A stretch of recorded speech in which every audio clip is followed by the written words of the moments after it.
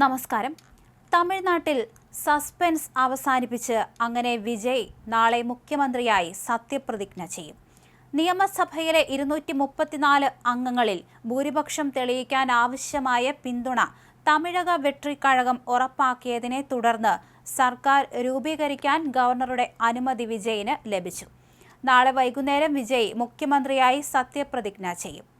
Viduthalai ചിരുത്തൈകൾ കച്ചി, CPI, CPM, Congress എന്നീ പാർട്ടികൾ സഖ്യ സർക്കാർ രൂപീകരണത്തിന് TVK അധ്യക്ഷന് നിരുപാധിക പിന്തുണ പ്രഖ്യാപിച്ചതോടെ 120 MLA-മാരുടെ പിന്തുണ കത്തുകൾ മുതിർന്ന പാർട്ടി നേതാക്കൾക്കൊപ്പം വിജയ് ഗവർണർക്ക് കൈമാറി. 59 വർഷങ്ങൾക്ക് ശേഷം തമിഴ്നാട്ടിലെ ആദ്യ ദ്രാവിഡേതര മുഖ്യമന്ത്രിയായാണ് വിജയ് സത്യപ്രതിജ്ഞ ചെയ്യുന്നത്. എന്നാൽ അദ്ദേഹത്തോടൊപ്പം എത്ര മന്ത്രിമാർ മന്ത്രിസഭയിൽ ഉണ്ടാകും എന്ന കാര്യത്തിൽ ഇപ്പോഴും അനിശ്ചിതത്വം നിലനിൽക്കുന്നുണ്ട്. ശനിയാഴ്ച ഗവർണറുമായി നടത്തിയ കൂടിക്കാഴ്ച സർക്കാർ രൂപീകരിക്കാൻ അനുമതി തേടി ഒരാഴ്ചക്കിടെ വിജയ് നടത്തുന്ന 4ാമത്തെ ചർച്ചയായിരുന്നു. MLA-മാരുടെ പിന്തുണ സംബന്ധിച്ച കത്തുകൾ ഹാജരാക്കാൻ കഴിയാതിരുന്നതിനാൽ നേരത്തെയുള്ള 2 ശ്രമങ്ങളും പരാജയപ്പെട്ടിരുന്നു. ദിവസങ്ങൾ നീണ്ട തീവ്രമായ ചർച്ചകൾക്കൊടുവിലാണ് തമിഴ്നാട്ടിലെ രാഷ്ട്രീയ അനിശ്ചിതത്വത്തിന് അറുതിയായത്. DMK സഖ്യകക്ഷികൾ ഒടുവിൽ വിജയുടെ പാർട്ടിയെ പിന്തുണയ്ക്കാൻ തീരുമാനിച്ചതോടെയാണ് കേവല ഭൂരിപക്ഷം മറികടക്കാൻ അദ്ദേഹത്തിന് സാധിച്ചത്. എന്നിരുന്നാലും 120 MLA-മാരുടെ പിന്തുണയോടെ വളരെ നേരിയ ഭൂരിപക്ഷം മാത്രമാണ് ഈ സഖ്യത്തിനുള്ളത്. പുതിയ സംഭവ വികാസങ്ങളിൽ ആവേശഭരിതരായ TVK പ്രവർത്തകരും ആരാധകരും ചെന്നൈയിലെ പാർട്ടി ആസ്ഥാനത്തിന് പുറത്ത് പടക്കം പൊട്ടിച്ച് വിജയാഘോഷങ്ങൾ നടത്തി. കന്നി നിയമസഭാ തെരഞ്ഞെടുപ്പിൽ 108 സീറ്റുകൾ നേടി TVK ഏറ്റവും വലിയ ഒറ്റകക്ഷിയായി ഉയർന്നു വന്നു. എങ്കിലും കേവല ഭൂരിപക്ഷത്തിന് 10 സീറ്റുകൾ കുറവായിരുന്നു.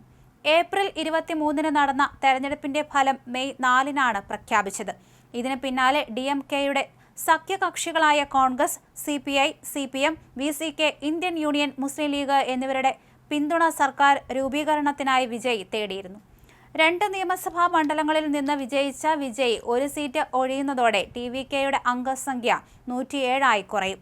5 MLA-മാരുള്ള കോൺഗ്രസും 2 വീതം MLA-മാരുള്ള CPI, CPM, VCK, IUML എന്നീ പാർട്ടികളും പിന്തുണയ്ക്കുന്നതോടെ സഖ്യത്തിന്റെ ആകെ ബലം 120 ഉയരും. അതേസമയം സർക്കാർ രൂപീകരണത്തിനായുള്ള തീവ്ര ശ്രമങ്ങൾക്കിടെ TVK കുതിര കച്ചവടത്തിന് ശ്രമിക്കുന്നുവെന്ന് NDA സഖ്യകക്ഷിയായ അമ്മ മക്കൾ മുന്നേറ്റ കഴകം ആരോപിച്ചു. തമിഴ്നാട് രാഷ്ട്രീയത്തിൽ പുതിയ സംഭവ വികാസങ്ങൾ റിസോർട്ട് രാഷ്ട്രീയത്തിന്റെ തിരിച്ചുവരവിനും വഴിയൊരുക്കി. 2016-ൽ മുൻ മുഖ്യമന്ത്രി ജയലളിതയുടെ മരണശേഷമാണ് സമാനമായ സാഹചര്യം മുൻപ് കണ്ടത്.